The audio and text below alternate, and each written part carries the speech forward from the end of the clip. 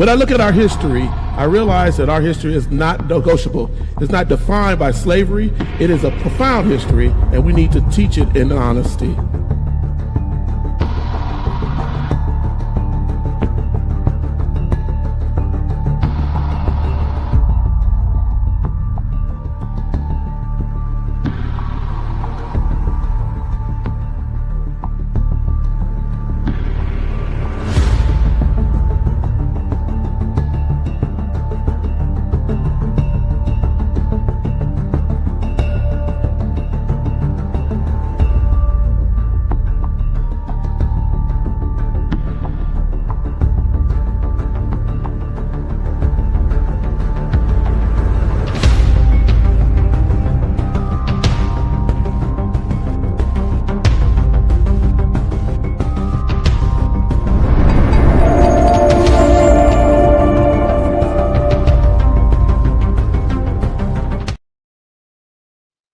Good evening, everyone. Good evening. Welcome to the Erudition Network.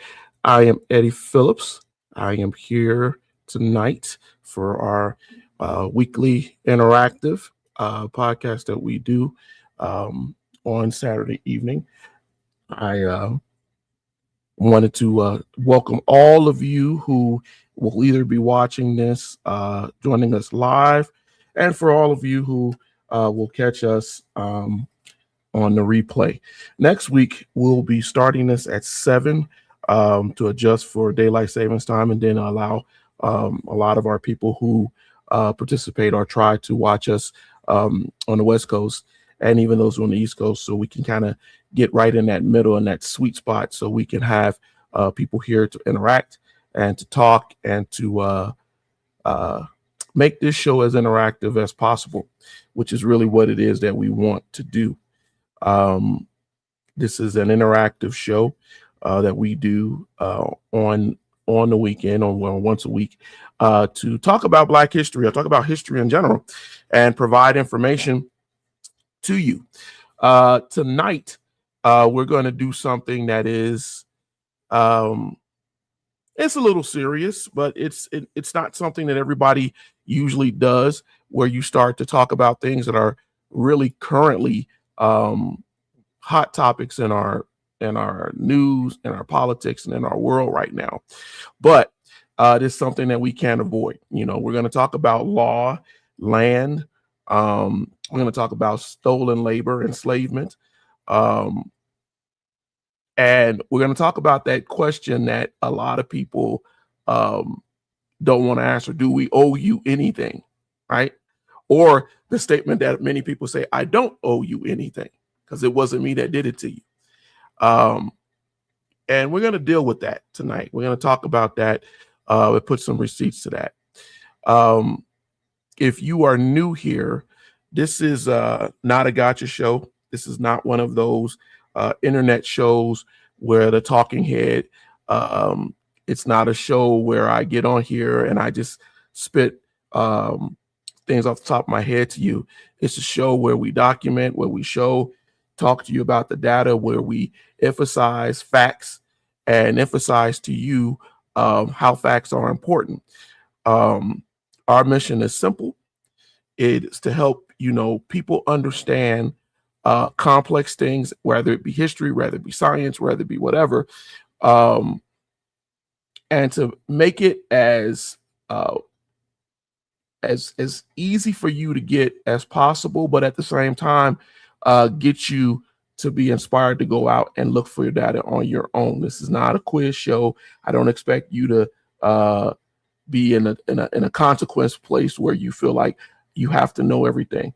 No, this is we want to be able to talk to you about using primary sources and getting you to understand how things are working in our world and how things have worked in history. Today, we're going to talk about chattel slavery. As many of you know, the UN General Assembly passed a resolution describing the transatlantic slave trade as one of the most egregious and most horrible things that happened, or gravest crimes against humanity, and calling for reparatory justice, apologies, restitution, compensation, and even the return of stolen cultural artifacts that many colonizing and Western countries have. The resolution passed 123 to 3. America, Israel, and Argentina voted no. Now, listen, a UN resolution doesn't magically rewrite history.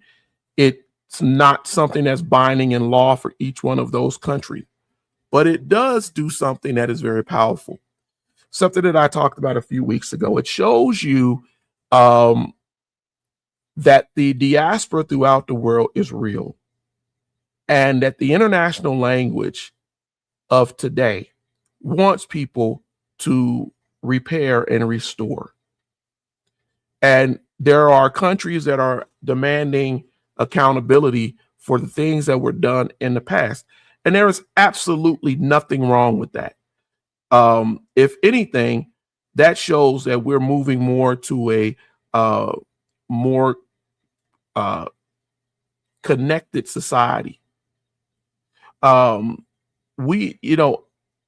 think sometimes people get so afraid of what they think they have to give up that they forget what it is that was taken, right?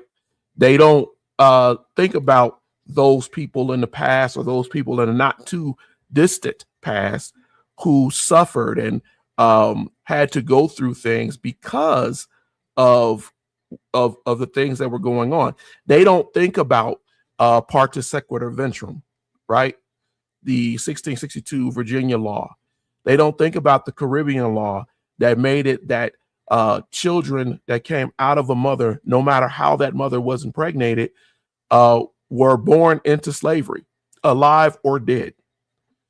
And that is a serious thing, or the dehumanizing effects that a system like that had on people, both the people who enslaved and the people who were enslaved. You made people permanent property. You dehumanized them. You took away their heredity. You took away their culture. You took away their history. And you based your legal and commerce system on a woman of color, predominantly a Black woman, right? And you put a legal system on her that even if she was raped, molested, even if it was a child that was made in love, she had no claim to it. And so you have to understand that that system had a history.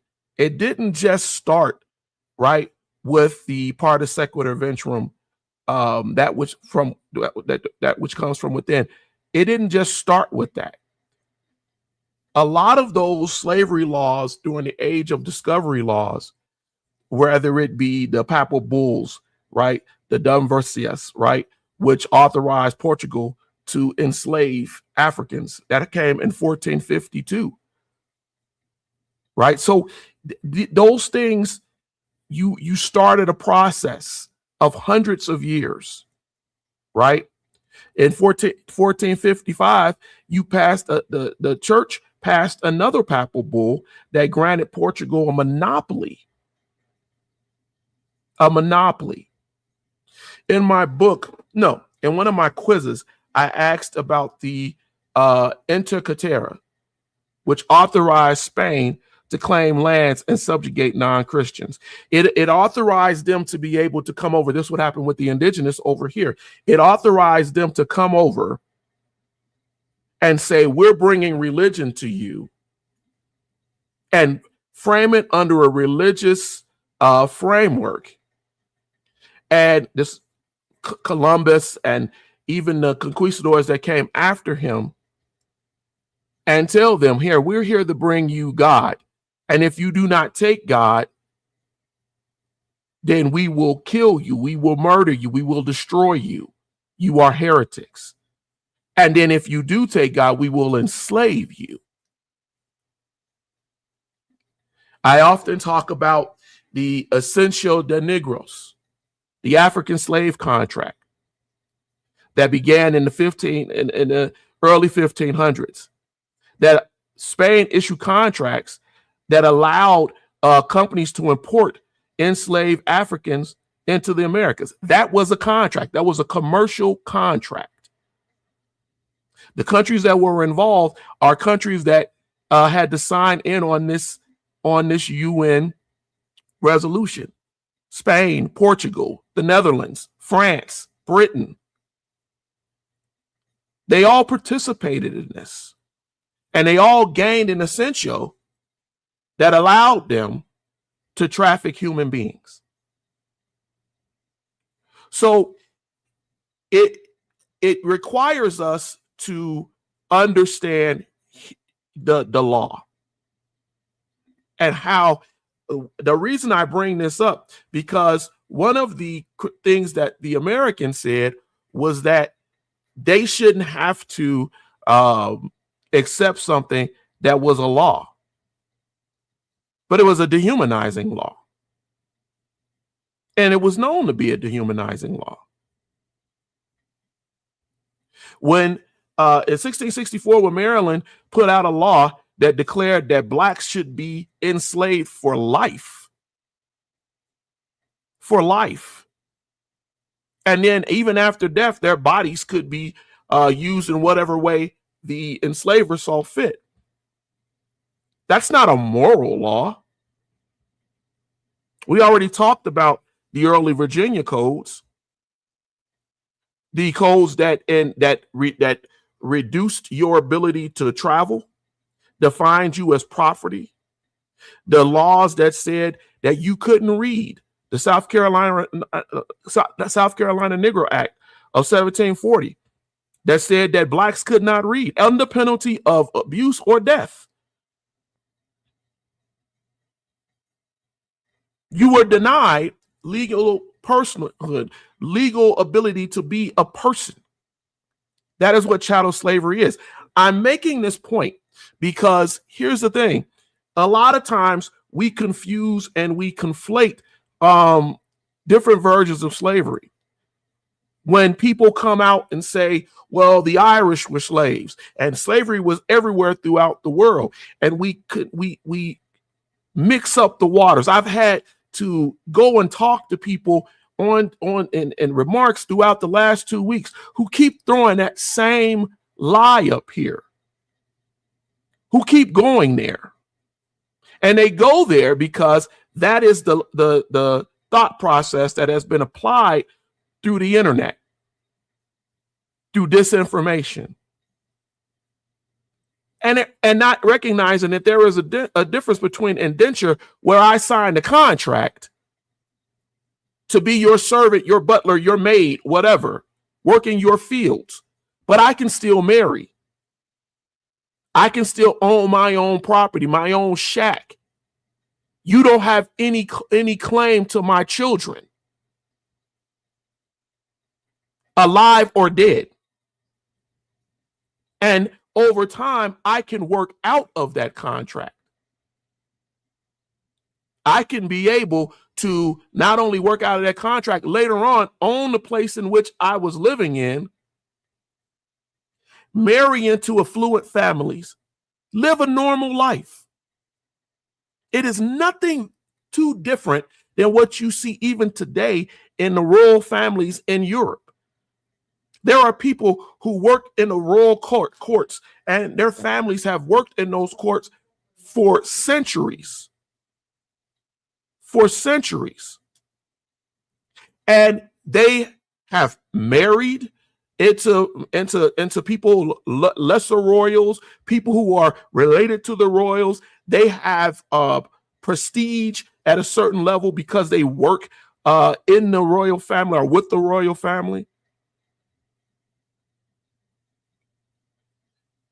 And it's sad because when these countries decided that they were going to vote against this resolution, we started to, I can't say everybody else did, But I realized, we really got to start covering this history. We really got to start going into why would they do that? I mean, we know the history of the United States. We know that the United States was a major, major, major player in slavery. We know that slavery and post-emancipation, enslavement, terror, black codes, and wealth theft, and all of that happened. We can go from, people like to use the 1619, but we can go beyond 1619. I just told you. In the United States, slavery was not just forced labor. It was a hereditary, racialized chattel system in which black people and their children were property, nothing more. And that meant anything that they created, anything that they invented, they had no claim to that either. And even when they were freed, they had no real claim to their freedom. A clear example of that is the Fugitive Slave Act of 1850, which was part of the Compromise of 1850, which made the federal government responsible. Think about this. To recapture escaped slaves, even if there was no proof that this person had been a slave before. And this is why a lot of black people, black children, black mothers were grabbed from places where they should have been free. Relatives of those who had fought in the Revolutionary War, who were given their freedom and then were perpetually free, which meant that their children and their children's children should have been free, and they were yanked back into slavery. Why am I saying that? Because even when they were given their rights and given freedom as a recognized American citizen, it was yanked from them. And this is one of the reasons why reparations has to remain a politically explosive idea, and why America doesn't want the world or the UN to understand how they could actually go along with what they were saying in that resolution. Because see, once you admit slavery was not a regional accident, once you admit that you actually took money and land and possessions from people and mistreated them, then the question becomes, what is owed? What do you owe those people for what you did? And that's what this resolution is doing. It's asking the question, what is owed? It's not just the moral condemnation. I will tell you, people will take moral condemnation. What they will not do is say that I want to lose wealth. I want to lose what I took or gained and have kept for generations. Eric, I see you. Hello, I'm glad that you're here. What did you say? They don't want to pay reparations is why. Which is true. It's why Europe abstained from the vote. Here's the thing. Even abstaining from it, right, is bad. But to commit yourself to say, and the reason why I'm focusing on these three, to commit yourself to say that it was legal, so it shouldn't be something that we should have to repair or go back on. And then to say in America that our president has done more for blacks than anyone is insanity. But it's the reason why the resolution was pressed and why it was pushed for. If you go back and you look at 1865 to 1870, within that 5 years after the Civil War, this is the major argument that anybody who I want you to understand for history. Blacks were freed. You don't want to be called African American, fine, you're an FBI, I don't care. But I want you to understand, those enslaved were freed. And after formal emancipation, after the laws freed them,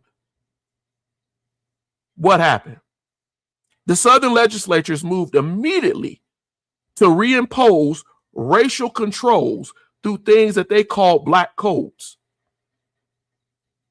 These were measures requiring black people to sign yearly labor contracts as sharecroppers, slavery under another name, branding unemployed black people as vagrants and locking them up so that the Constitution couldn't protect them because they were now criminals.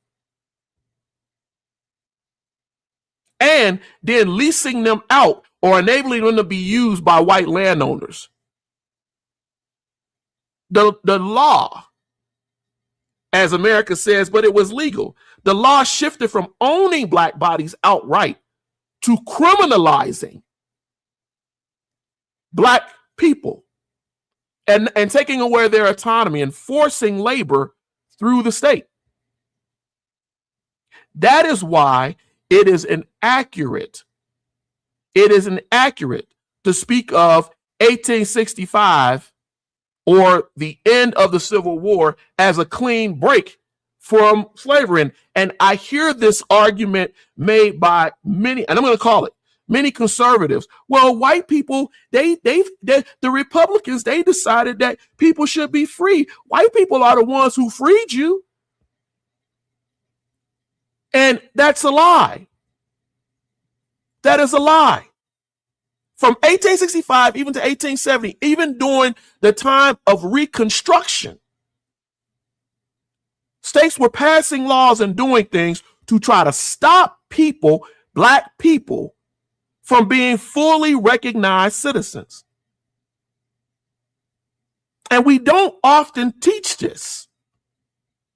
We don't teach this in schools. We tell everyone, oh, the Civil War happened. A lot of people died. Blacks were freed. They were given the right to vote. They were made to be actual citizens and naturalized citizens and all of these wonderful things. And we leave out all of the abuse and all of the evils that were done. The lynchings and the murders and the coercing and trying to get people to still be slaves under another name because you did not want to let that system go. There was no repair. There was no fixing of the situation. This was simply another way of doing it. And that should always be central in any reparations argument that we face in America.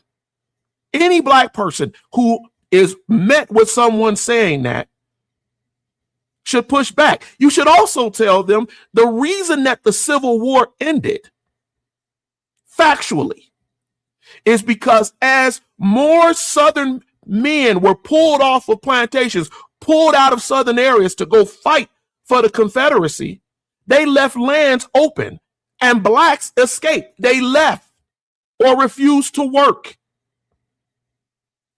They escaped and they went north and they joined, many of them joined the Northern cause. You didn't give them their freedom. They took it. They took the opportunity. Some went south into Mexico, and we'll get into that when we start talking, or into South America when we start talking about Argentina.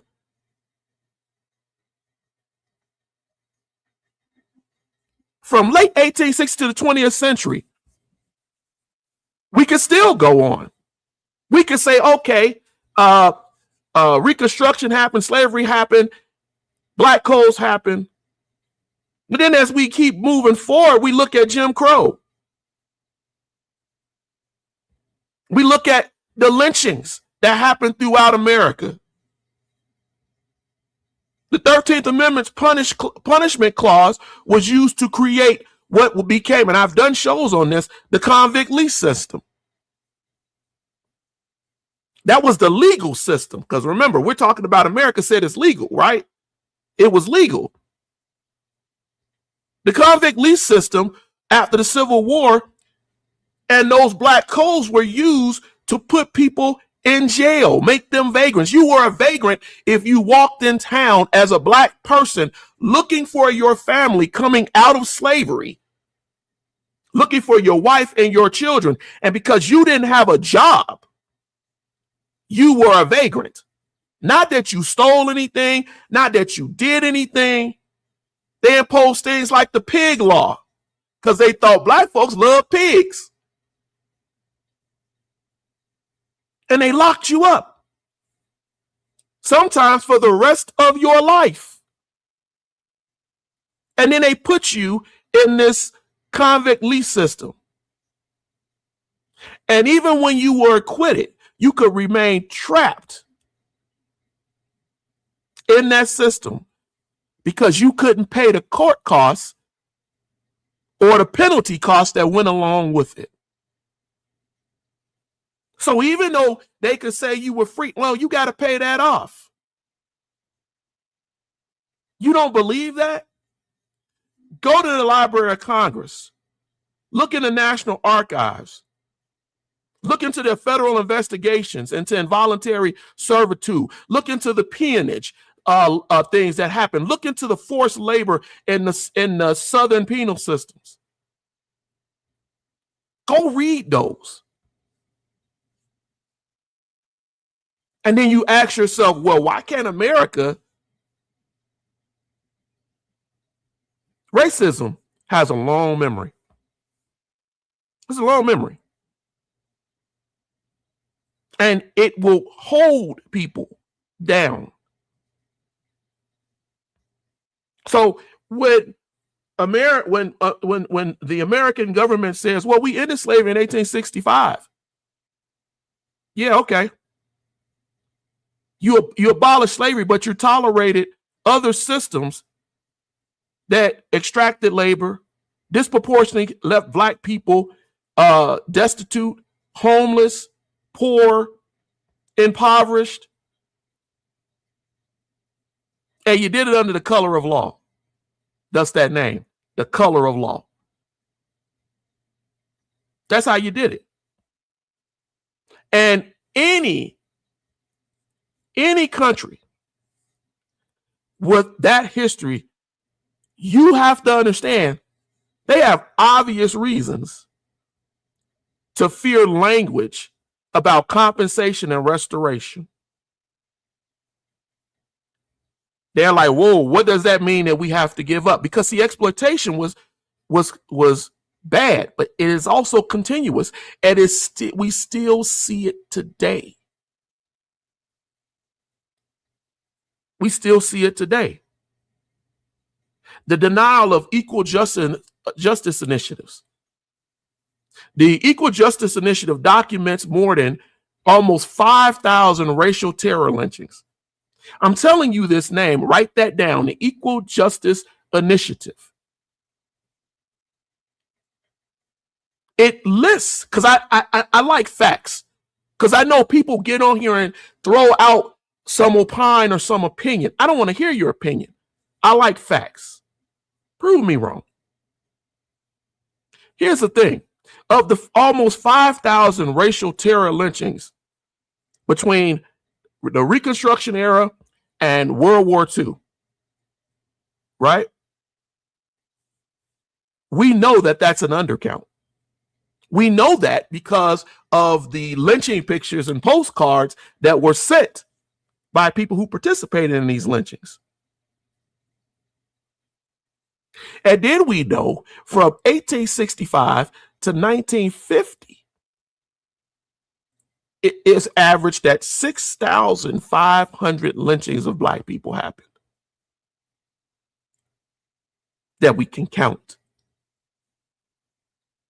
documented in legal papers, in reports and newspapers. People going to the picnic to burn black bodies. And the Equal Justice Initiative, which has been limited, explicitly characterizes or says that these lynchings were terrorism. And they were used to not only kill blacks, but to push Black people in the community into a subordinated form of life, and to make them feel they had no rights. Thus the saying, you not free, you loose. They weren't random crimes. They killed Black people who were successful, who had good farms, who opened a business. They were weapons of fear. They were public. And the most important thing, they were tolerated by the community and the government. They tolerated it. I've talked about on many occasions how armed white men stormed into Black towns and to legislatures to seize power. We think that January 6th was just some random example. No. We've had uprisings throughout history that have been tangled with local power and government.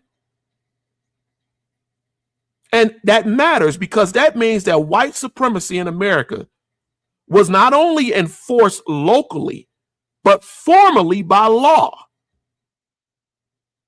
It was enforced and allowed at state and federal levels.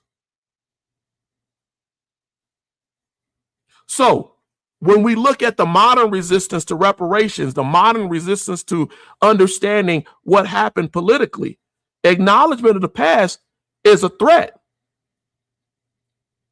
It's not just old history or old institution, but it asks the question, where does that old money come from? What is the legitimacy of your generations of accumulated wealth? How did you acquire that wealth? What gave you that advantage? What did you steal? What did you take under terror and then under legal protection? So what am I saying here? What's my point here? My point is that many of you will say, well, I knew all of this. I knew all of this. You probably didn't know what the Equal Justice Initiative is. Maybe you didn't know about the convict lease system. Maybe you did. My point to you is that it's deep and still current. From the beginning of the 1900s to where we are today, we can trace the destruction of Black wealth and the opportunities given by segregation and separation.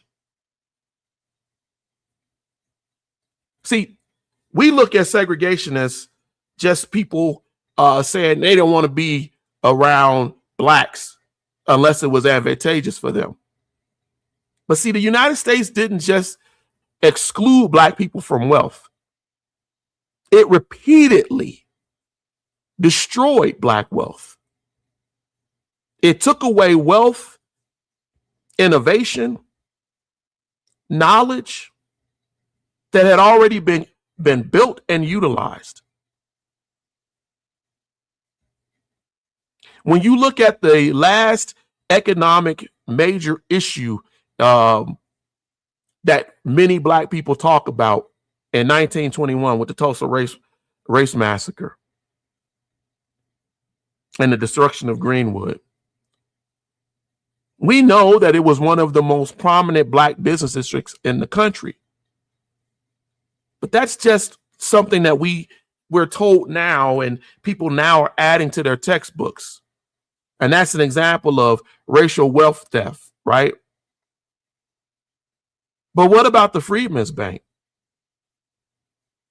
after the Civil War that Blacks put money into and the government took millions of dollars without giving it back to them? What about the federal housing policies that restricted Black people from owning homes in more affluent areas? What about the Federal Reserve's history of redlining that explains to all of us how they were able to keep Black people in a desperate place of poverty? Housing is crucial. We knew that after World War II and even World War I, that people could use their houses, their cars as collateral. It is one of the main, even to this day, engines of intergenerational wealth. It is a way for you to pass wealth from one generation to the next. So if you have a house in an affluent area that is worth a lot of money, and you borrow against that house to open up a business like a bar or a barber shop or a little small store, you can do that. Blacks couldn't.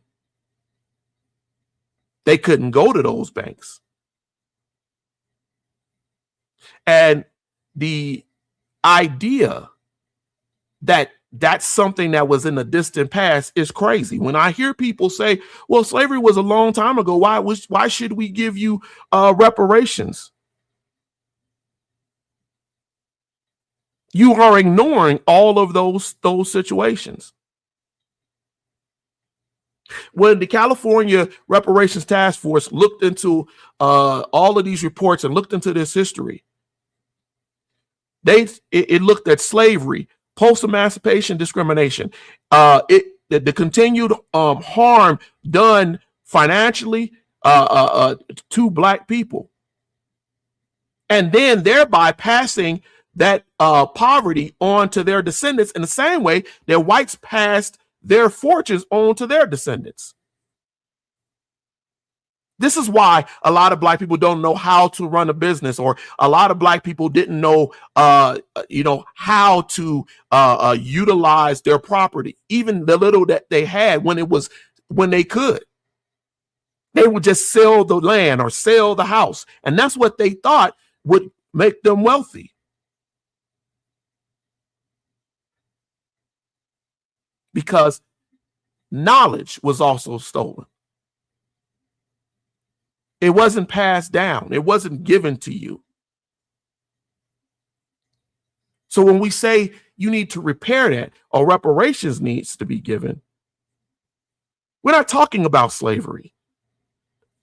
Slavery has its own place. But right now, even to this day, and what you're doing, one of the least, and I'm really focusing on America because I'm an American, one of the least discussed forms of theft is Black land loss. When we look at the historical reports, when we go back and we look at the land, the leases and everything, Black farmers, and the long record of public discrimination and holding down, the USDA has documentation of that. And it shows that Black farmers were systemically pushed out, land taken from them. There are people right now whose families own land that was stolen from them in terror, and their families had to leave from Mississippi, Georgia, Alabama, or whatever, Florida. And people went and built homes, businesses, hotels, gas stations. This is not incidental. This was planned. This was something that he got a good plot of land, and terrorize him. Kill people in your family or you. And see, here's the thing. Losing that land is not just an economic harm. You also lose political power. Because when all of you start leaving and moving and getting out of there, That's a voting block. When the black and tan movement, where you had poor whites and poor blacks getting together to vote, people in Washington said, no, no, no, no, we cannot have that. And they told people, you white. It didn't matter if they were poor white. They launched the poor white as antagonists, the Irish and the poor white, to fight against the blacks.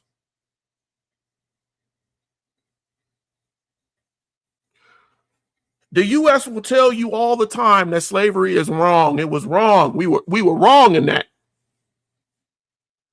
I saw Ted Cruz on something not too long ago said, "Oh, it was a black stain on America." But start talking to them about reparations,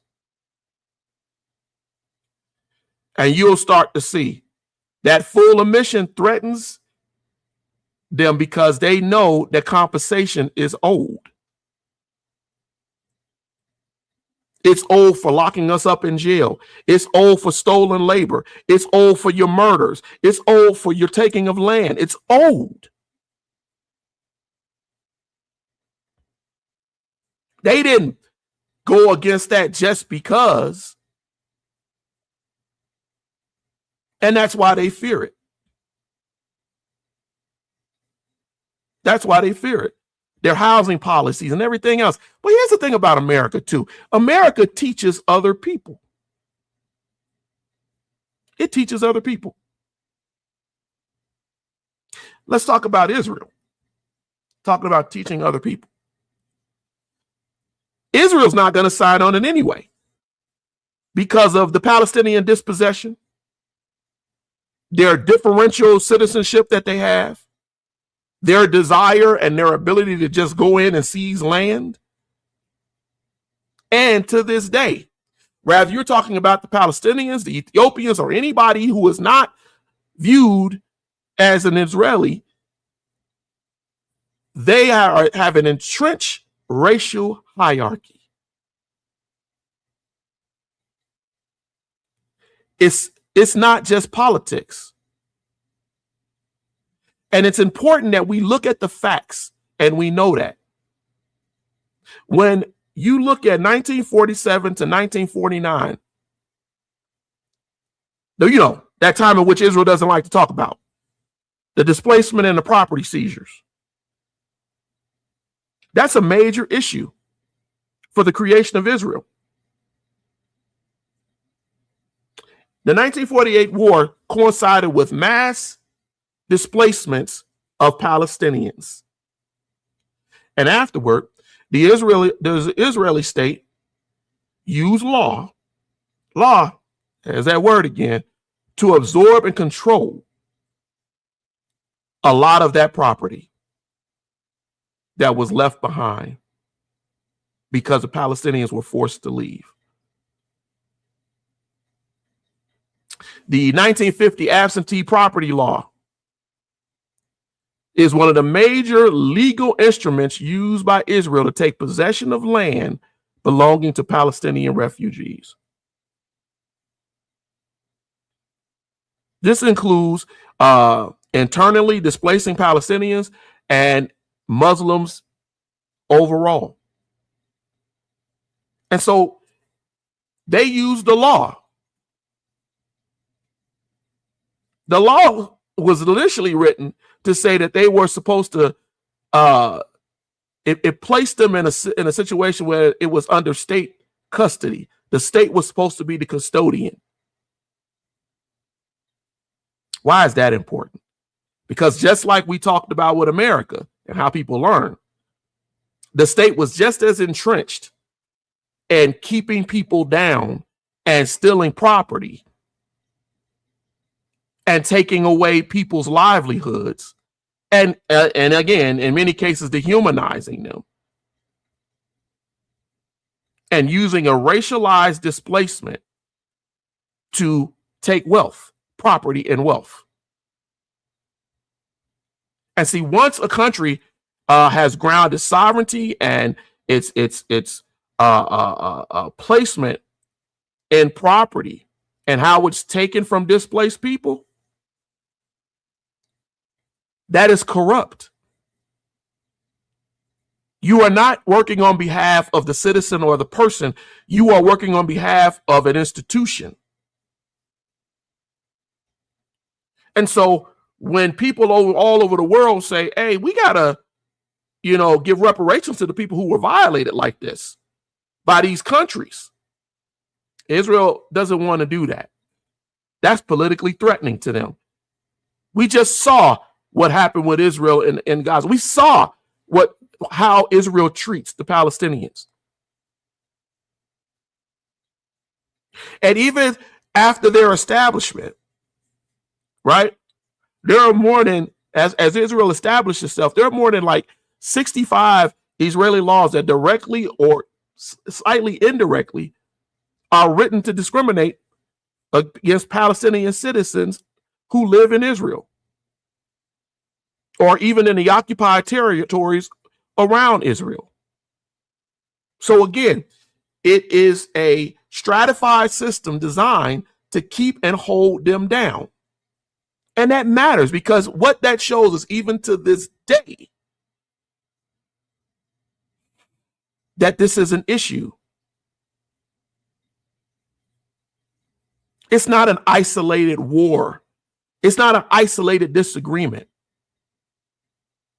It's a legal architecture that was designed to give privilege and control to Jewish nationalities over Palestinian people who for generations have lived in that area of the world even before the European Jews even got there.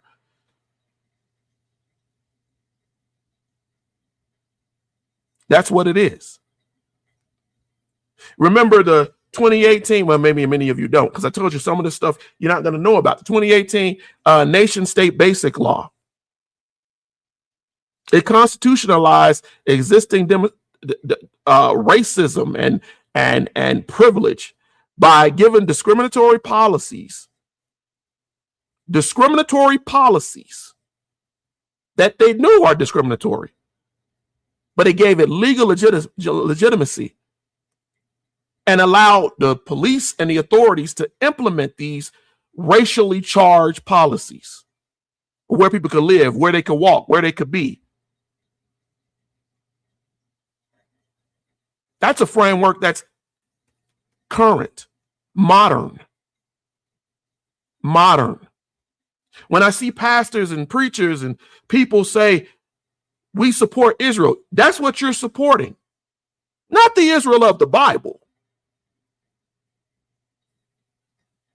Right? You're supporting a nation that is allowing laws to be written to demoralize, minimize, harm, and even, as we've seen in recent times, kill men, women, and children.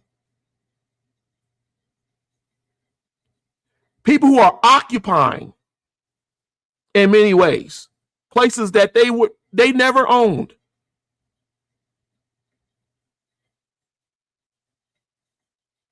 Human Watch, the UN, different people have been talking since the early 2000s, leading up until 2021, that Israel's authorities, their law enforcement, their people were committing crimes against humanity on a level of apartheid and persecution. Documented evidence of these things. That's not 1949. That's within current times. And all of it is put into the law to give Jewish supremacy, highlighting that they can have land takeover, they can restrict non-Jewish migration into Israel.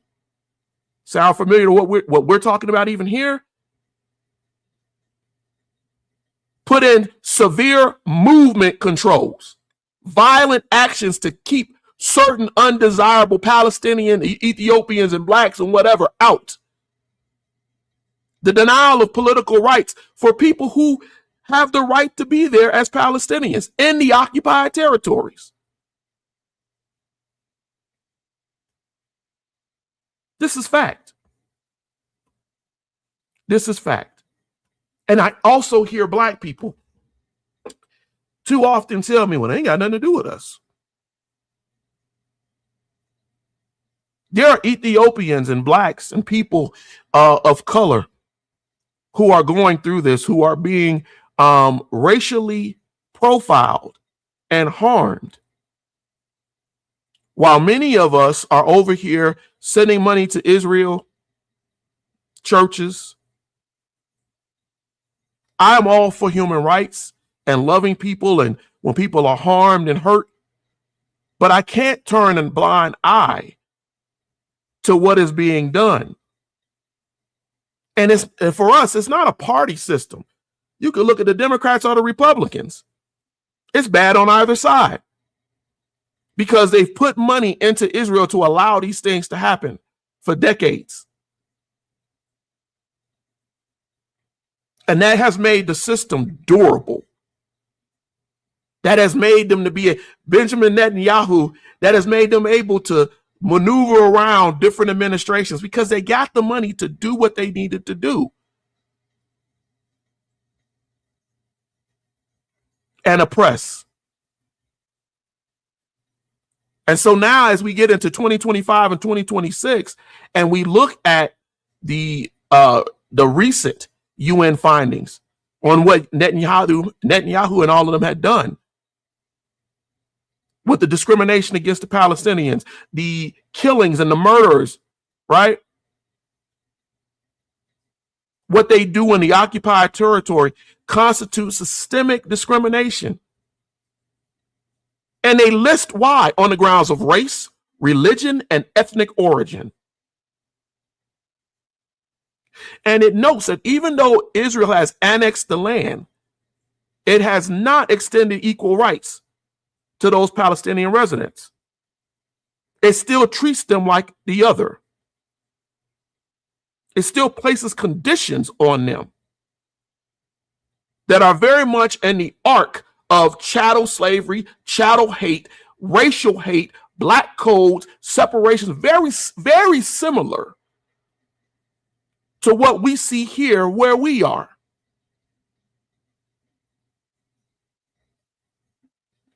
When you feel you are higher than the Palestinian, when we ask broadly about people of color and the diaspora,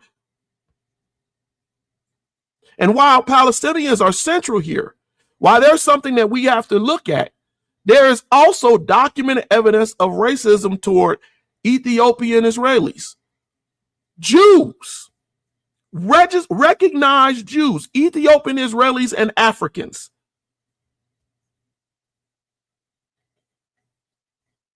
This happened, excuse me. Ethiopian, I talked about it a few years ago.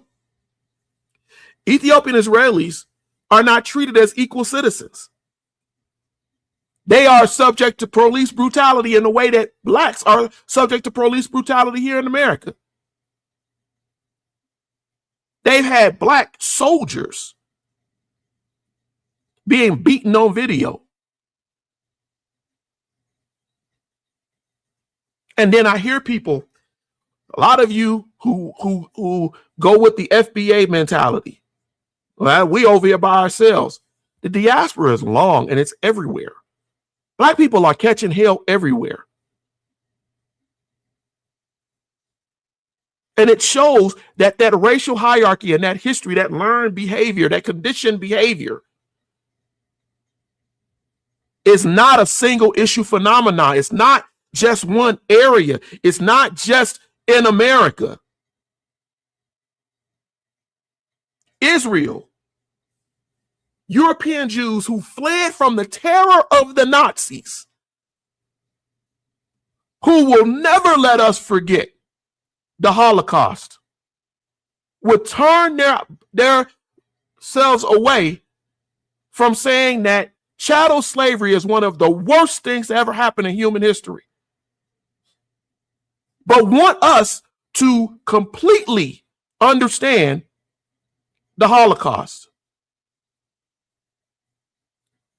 while they mistreat Palestinians on the basis of color, society, culture, why they abuse Ethiopian Israelis and Africans who are over there. Their moral logic is damaged. And we see it. We see it. And it has long tried to resist the implications that what they're doing is wrong. But they themselves come from an oppressive situation, and they have, for the better part of 60, 70 years, allowed that same oppression to now be done against others. Not everybody. Let's not paint it with a wide brush. But the sin of omission is still a sin. You are, even if you're there and you're watching it. I'm not making this up. This is not Eddie's opinion of why they turned away from that resolution. What I'm telling you tonight is grounded in legal precedent, in their laws, in their documents, in their land issue,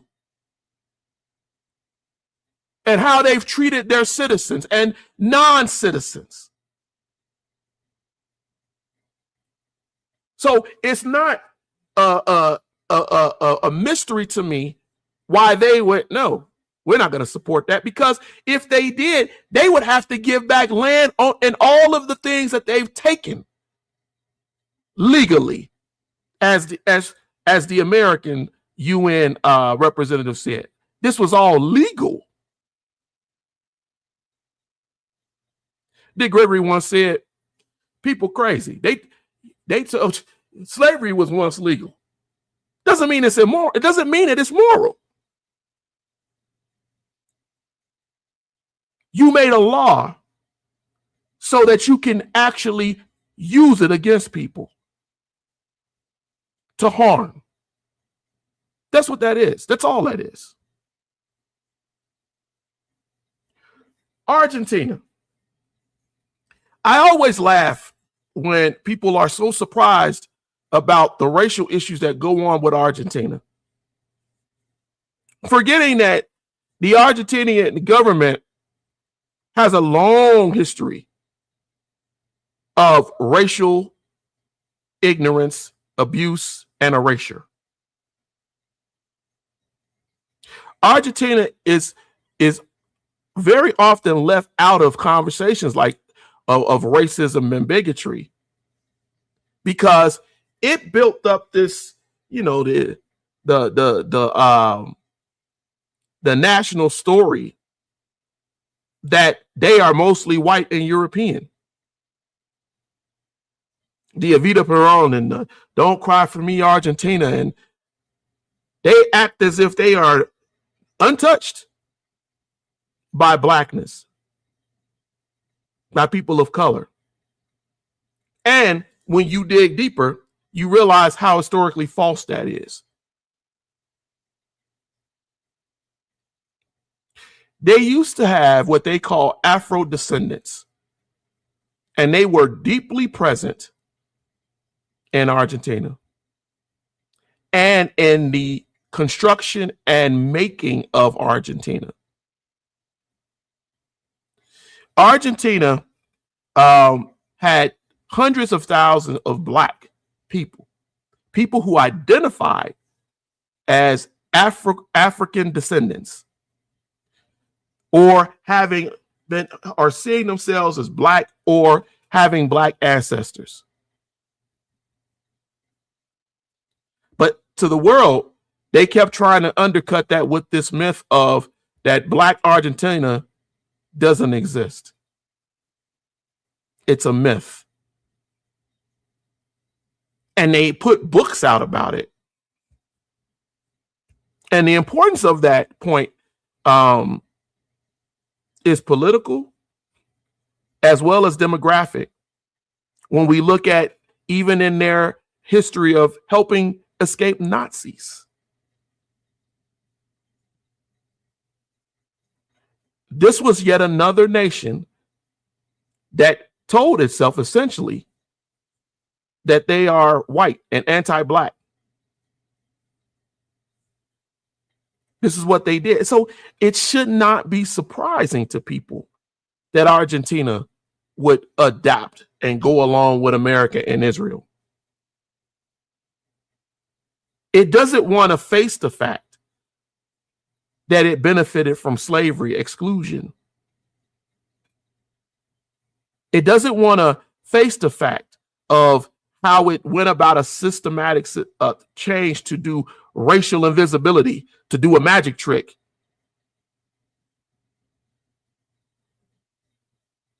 And so when you have nations like that, they're not going to easily and quickly say, yeah, we'll do this. In the 19th century, that whole white legend declared that indigenous people and African Argentines, that they all died. That's what the myth was. They all died. They all died from war, disease, and that many of them just left Argentina. And everything else was built by Europeans and white people. And it's one of the places on the earth that is completely, utterly designed and cultivated by whites. And you can see the decline as in their numbers as they talked about their immigration.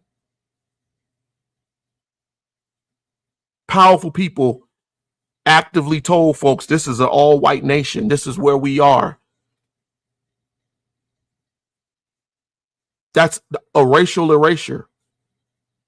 And it's a lie, because there are still people there with African ancestors. But you push them down and stratify them and put them in a hierarchy in a system, and you remove historical memory of them, belongings, power. And so now, as we have to recognize that you do have blacks there, you have to say, well, why did you take things from them? Why did you lie and say that they weren't there? That's why Argentina did what it did.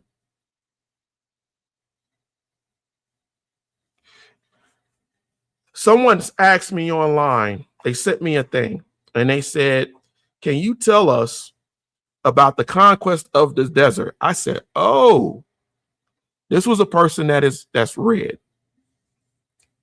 What are Argentina's greatest act of state violence was the conquest of the desert. It ended in around 1880. What they call the destruction of the last indigenous resistance. And after that, Argentine, Chilean, and European settlers colonized and took over the land. The point is, they went in and had a war and destroyed, and they consolidated power. But it wasn't just a administrative expansion. It involved violent suppression of indigenous people so that you can take their land and transfer that land into the hands of wealthy Europeans and colonizers. So what does that mean?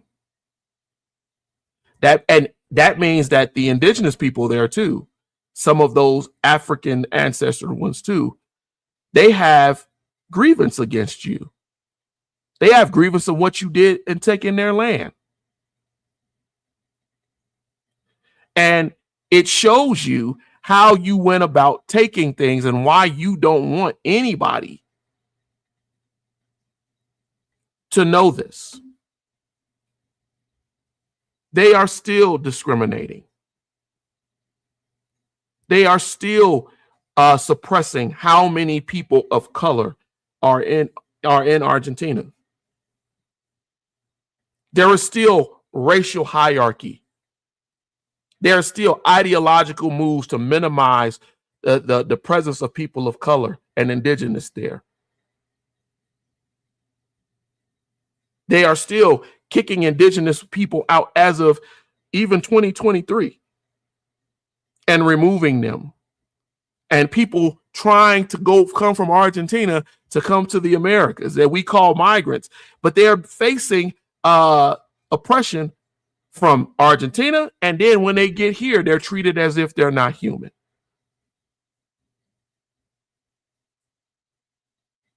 It's a mess. And I know a lot of you all tonight probably didn't get on here to hear any of that. But I keep saying Afro descendants throughout the world are still getting oppressed. And it is important what the UN did, because recognition without structural repair just leaves those old systems intact. It doesn't allow any change. And that's the problem. Argentina might have a different fear than the US and Israel, but in substance, they all are doing the same thing, because they know a full admission would start to raise questions and then force them to have to do reparations for the evils in which they've done. They don't care about apology. They care about the requirement for a nation to admit that its self-image was built on exclusion, on violence, dispossession, and no one wants that accountability. And so that's why we have to talk about it. That's why it has to be something that we get into. That's why you need to go to the Library of Congress and the places that I told you earlier to go read. That's why you need to go read about the 100-year war on Palestine. That's why you need to read about the ethnic cleaning of Palestine. You need to read about the Afro-Argentines of Buenos Aires and what they went through and what they're still going through. We do this program to teach. That is what it is. That's what it will always be. And sometimes the lessons are hard. Sometimes you may say, man, it seems like just abuse after abuse after abuse. And it is, because that's what the history shows. That's what it is. But if we don't face it, then we're going to allow it to continue. When that resolution called for formal apologies, return of stolen artifacts, that part, financial compensation, and guarantees against repetition. In other words, don't keep doing what you're doing. That raised concerns. If you're a state that has chattel slave history, indigenous land seizure history, housing discrimination history, ongoing fights where you're taking land and stealing wealth, then reparations isn't just a moral statement. It's like throwing gasoline on a fire in your mind.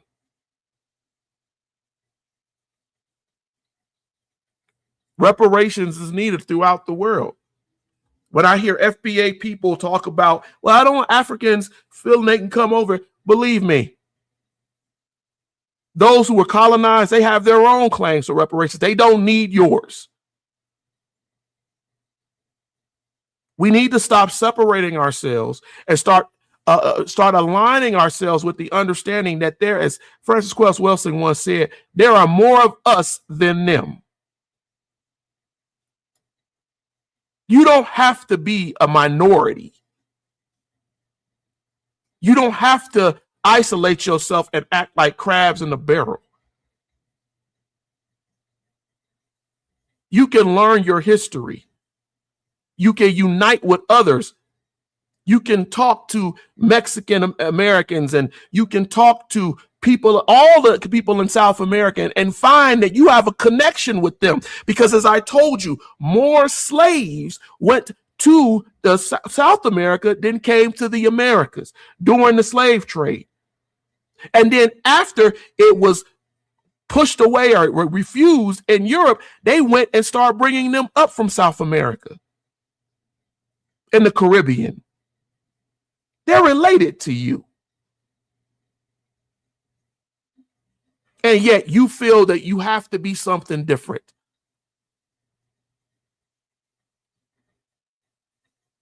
I hope that you learned something tonight.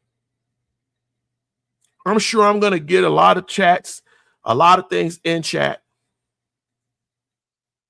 The last thing I want to talk about real quick. Someone asked me about the Secretary of War and the idea of not allowing people of color and women to be promoted. After everything I went over tonight, after everything we talked about tonight on a separate issue, even with the UN, if you're not aware that we're still in a fight against people who have racially motivated ideals, then you can start to understand why you're seeing these sorts of things show up in government, show up in the military. You can start to understand why people don't want DEI, why people don't want history taught, why people don't want women and people of color to be promoted in any way, even if they earn it, even if they deserve it. I watched a young lady talk to someone from Turning Point, and he gave her the rope-a-dope about why DEI should be gone and how it benefits. And what she failed to tell him is that DEI, affirmative action, even constitutional amendments always benefited whites more than they ever benefited the people it was written for. White women benefited more from affirmative action and DEI than anybody. They gave the black male the vote before they gave the white woman the vote. And suffragists who had been abolitionists turned on black people.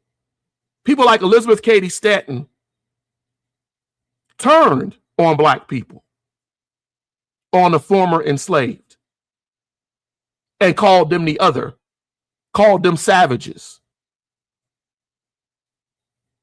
These mentalities, right? They are what they are. Dr. King wrote in his last book, just because you don't want to kill me does not mean you see me as equal. That is the crisis that we face. And the only way to counter it, as I close tonight, is to know your history, know your facts, so that when you stand up to someone who's talking like Charlie Kirk used to, and they're throwing out disinformation. Disinformation is not misinformation. Me and my son just had this conversation the other day. Misinformation is unintentional. Oh, I just didn't know. I just told you what I thought I knew. Disinformation is intentional. You're telling a lie for a purpose. For a purpose. Because you want to murky the waters. And if you're not well studied, if you're not prepared, if you don't study to show yourself approved, you're going to be confused. My wife, when she was on here, she would talk to you all about information asymmetry. She would talk to you about how these systems and processes are being used, how this phenomenon, how it's working. It's not new. The awareness of it is new, but they've been utilizing this for a long time. And if you're not aware, if you don't turn into something like Erudition and you don't watch our episodes and you don't go back, I've been going back and chapterizing all of our episodes. If you don't go back and watch those,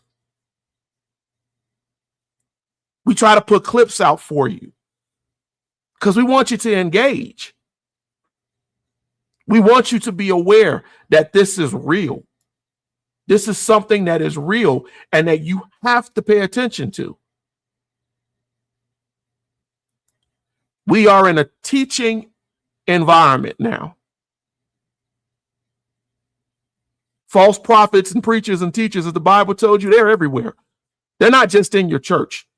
They're at your job. They're in your community groups. They're on your social media. Propaganda and disinformation is everywhere. And people are confidently telling you lies. If you want to know where you could research anything I talked about tonight, drop it in the chat. Drop it in on YouTube or on Facebook, and I guarantee you I will answer you. And I will give you something that can, or a place where you can go to prove that everything that I told you tonight, and any time that we do an episode, is all factual. Because it's important that you know what facts are. Well, I'm ready to get out of here. I want to lastly say thank you to everyone who helps with the network. We appreciate any donations, anything, any sharing of our information. Everything you all do is appreciated. We are growing in our reach. We need to get a little bit more to get into monetization so that we can start doing other things. But share this, grow this. If you believe in what we talked about tonight is important history, share it. If you see any shorts from me, my wife, and even I'm start putting some of the kids' old stuff out, share it. Get people talking. Get them involved.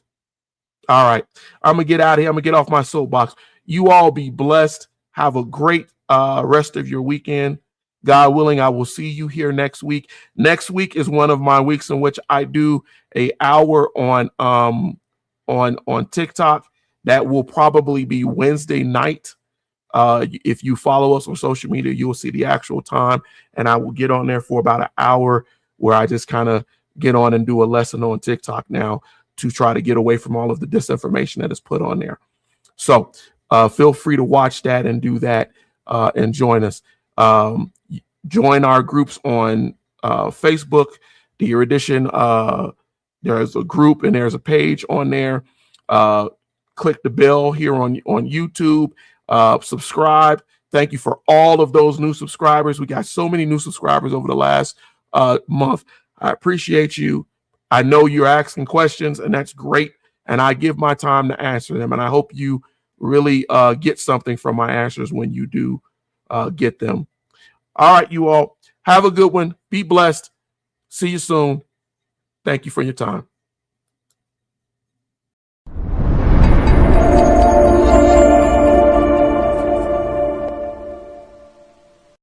From Eddie K. Phillips, founder of the Erudition Network, comes 101 Black History Questions, a groundbreaking book that challenges what you thought you knew and uncovers the stories history tried to hide. Perfect for classrooms, families, and curious minds. Get the digital copy today on Amazon.